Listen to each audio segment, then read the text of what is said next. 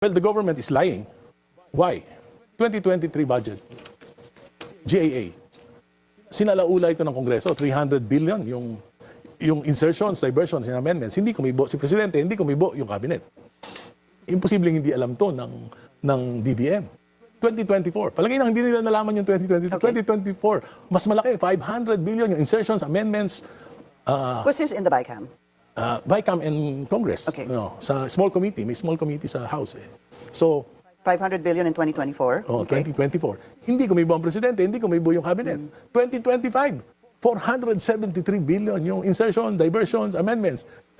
Kumibo si Presidente, tinanggal niya lang yung 26 billion. Kasi sumobra na yung budget ng DPWH sa Education Department. Which is against the law. Which is against the law. Pero bukod dyan, pinabayaan ni Presidente na yung 60 billion sa PhilHealth ilagay sa flood control. National Treasury. 107 billion from PDIC nilagay sa flood control. Yung more than 300 billion na equity ng Philippine government dun sa ating mga foreign flagship projects, tinanggalan ng pondo, nilagay sa public works. Ang pinakamasama nun na nangyari na yun, dahil dyan yung Metro Subway na supposed to be matatapos ng 2028, dahil hindi na pondohan, na-delay to 2032.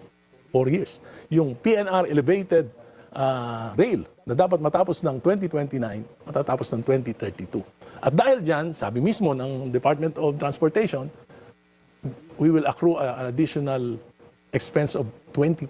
So that's about 300 billion additional expenses. So bakit hindi kumibo dito si Presidente?